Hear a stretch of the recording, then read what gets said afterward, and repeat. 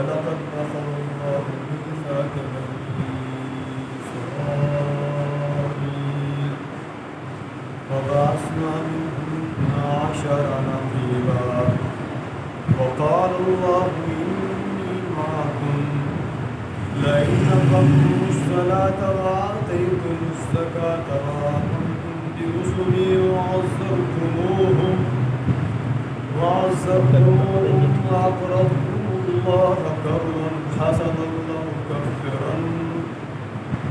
لَأُكَفِّرَنَّ عَنْكُمْ سَيِّئَاتِكُمْ وَلَأُدْخِلَنَّكُمْ جَنَّاتٍ تَجْرِي مِنْ تَحْتِهَا الْأَنْهَارُ فَمَنْ كَفَرَ بَعْدَ ذَلِكَ مِنْكُمْ فَقَدْ ضَلَّ سَوَاءَ السَّبِيلِ. صدق اللہ العظیم.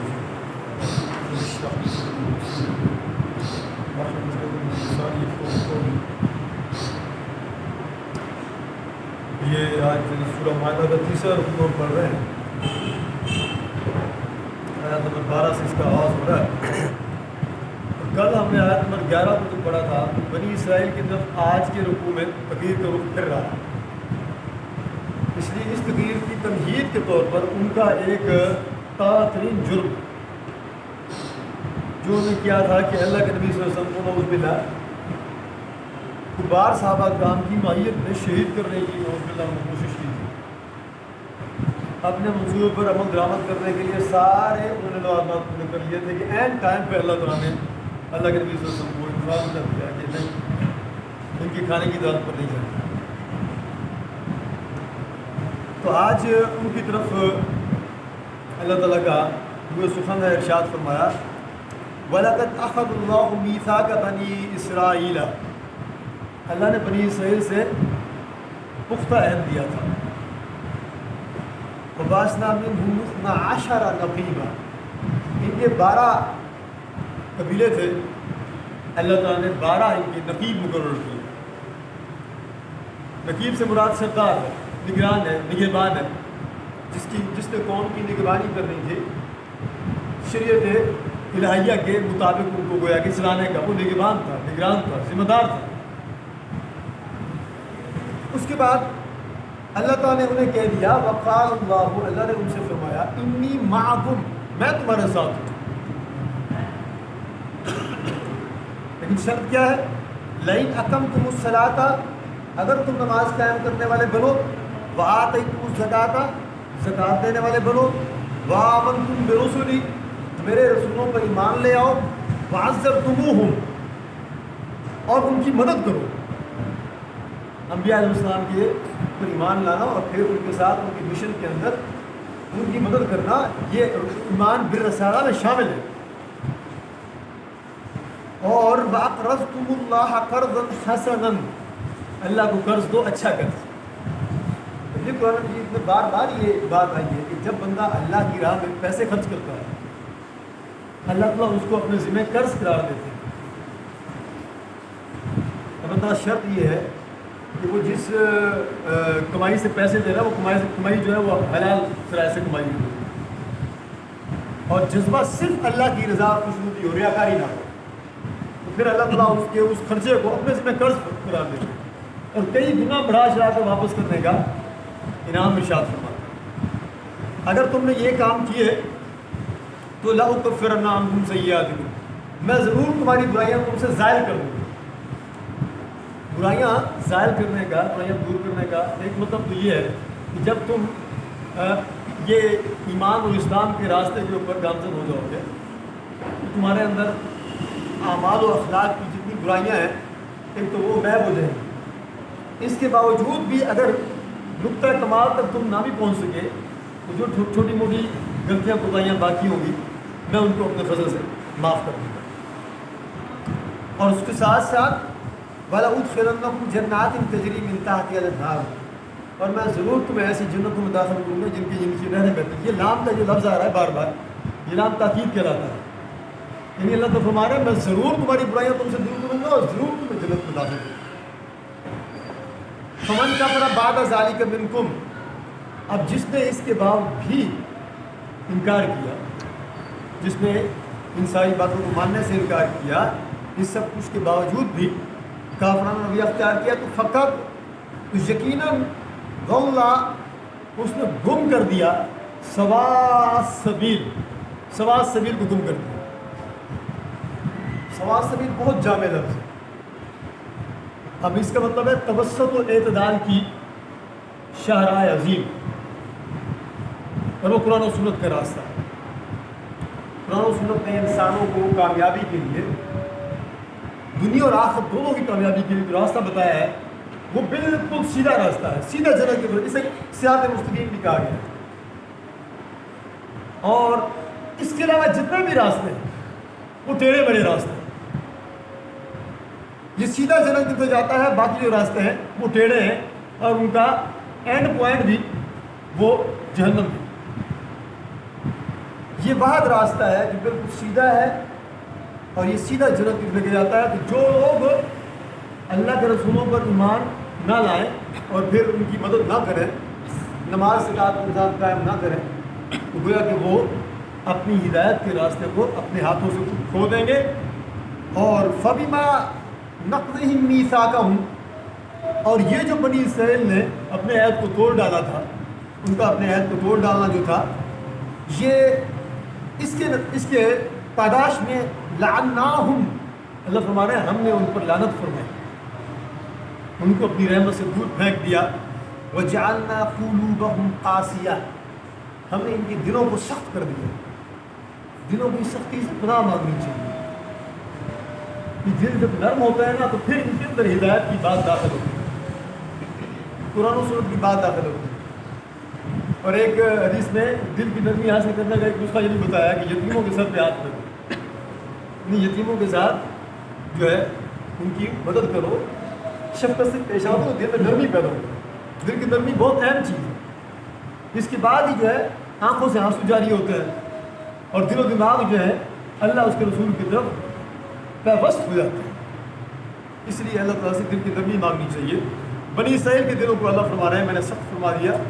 یحرفون الکلم عن مواضعہ، الفاظ کو الٹ پھیر کر کے کلام کو اس کے معنوں سے بالکل ہٹا کے کہیں اور لے جاتے ہیں. جو معنی تھا اس سے بالکل تبدیل کر کے کہیں اور لے جاتے تھے. یہ تماشا کیسے کرتے تھے؟ لفظ کو اپنی زبان کا تھوڑا سا پھیر دے کے اس کو معنی غلط نکال دیتے. اس کی 4-5 مثالیں ہم نے اب تک پڑھی. خود اللہ کے نبی صلی اللہ علیہ وسلم پر وہ حملے کرتے تھے. بازار کی اور لفظ ہوتا تھا لیکن زیر لفظ کچھ اور بڑبڑاتے تھے.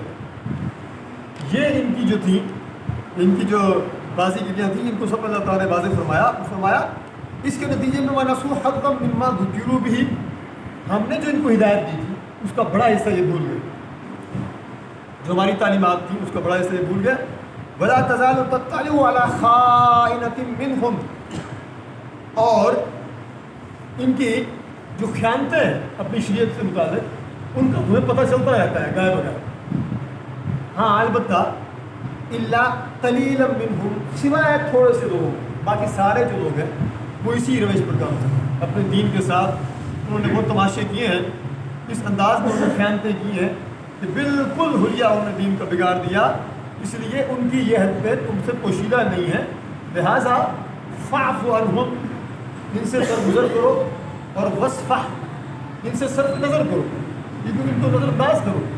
ان اللہ یحب المحسنین، اللہ احسان کرنے والوں سے محبت کرتا ہے. ان سے رجنے کی ضرورت نہیں ہے، ان کو دعوت بہرحال پہنچانی ہے. اور ان کی حرکتیں جو ہیں وہ بالکل تشت اسباب ہیں. کل بھی یہ واضح تھی، آج بھی ہمارے سامنے واضح کی جا رہی ہے. اور وَمِنَ الَّذِينَ قَالُوا، اچھا ان میں سے کچھ لوگ وہ بھی ہیں جن کا کہنا یہ ہے اِنَّا نَصَارَىٰ، ہم نصارہ ہیں. ابھی جو نصارہ کا لفظ ہے اصل میں عیسیٰ علیہ السلام نے جب اپنے ساتھیوں سے اپنی امت سے کہا تھا کون ہے اللہ تعالیٰ میرا مددگار، تو جو سچے اہل ایمان تھے انہوں نے کہا تھا کہ ہم ہیں نحن انصار اللہ، ہم ہیں اللہ کے مددگار. تو اس لفظ سے انہوں نے یہ ٹائٹل جو ہے اخذ کیا. یہ تو عنوان تو بہت اچھا تھا لیکن بالآخر یہ نرے عیسائی بن کے رہے، بالکل نیا دین ایجاد کر لیا. اور کیوں ایسا ہوا؟ اخذنا میثاقہم، ان سے بھی پختہ عہد لیا گیا تھا. اور اس کے بعد انہوں نے کیا کیا؟ وہی کام کیا. فَنَسُوا حَظًّا مِمَّا ذُكِّرُوا بِهِ، جو تعلیمات ہم نے ان کو دی تھی اس کا بڑا حصہ یہ بھول گئے. اور فَأَغْرَيْنَا بَيْنَهُمُ الْعَدَاوَةَ وَالْبَغْضَاءَ إِلَى يَوْمِ الْقِيَامَةِ، ہم نے ان کے درمیان قیامت تک کے لیے دشمنی، بغض اور عداوت کا بیج بو دیا. عیسائیوں کے جو فرقے ہیں انہوں نے جتنا ایک دوسرے کا قتل عام کیا ہے، اگر اس کے عدد و شمار دیکھے جائیں تو جو ہے رونگٹے کھڑے ہو جاتے ہیں. وہ سارے کے سارے جو ہے اس بنیاد پر ہے. کوئی کہتا ہے کہ مسیح علیہ السلام بذات خود خدا ہے، نعوذ باللہ. کوئی کہتا ہے نہیں وہ خدا کے بیٹے ہیں، نعوذ باللہ. سارے کے سارے جو ہے اللہ کے ساتھ شریک ٹھہرا رہے ہیں. اس بنیاد پر وہ ایک دوسرے کے گلے کاٹتے ہیں.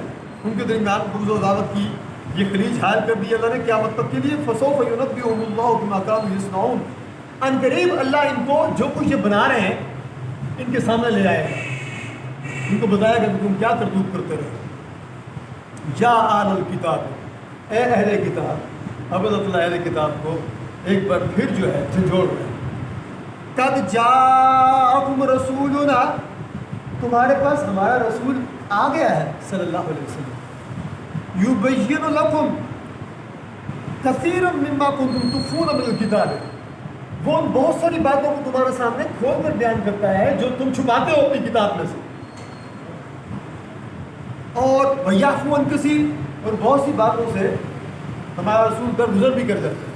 یعنی وہ باتیں ہیں جو تمہاری شریعت کے اندر آج قرآن و سنت کے نظام کو قائم کرنے کے لیے ضروری ہے، ان کو تو اللہ کے نبی صلی اللہ علیہ وسلم واضح طور پر بیان کر رہے ہیں. یبین لکم، ان کو کھول کر بیان کر رہے ہیں. اور جو قرآن و سنت کے نظام کو قائم کرنے کے لیے ازحد ضروری نہیں ہے ان سے وہ درگزر کر رہے ہیں. تمہاری خیانتیں تو بے شمار ہیں، تمہاری حق سے جو چشم پوشیاں ہیں وہ تو بے شمار ہیں. اور قد جاءکم من اللہ، صرف یہی نہیں بلکہ اللہ کی طرف سے تمہارے پاس یقیناً آ گیا ہے نور، روشنی. اور وہ کیا ہے؟ کتاب مبین. کتاب مبین، کتاب حق نما، کتاب برحق جو ہے وہ بھی آ گئی ہے. یہدی بہ اللہ، اس کے لیے اللہ تمہاری رہنمائی فرماتا ہے. من اتبع رضوانہ، ان کو رہنمائی دیتا ہے جو اللہ کی رضا کے طلبگار ہیں.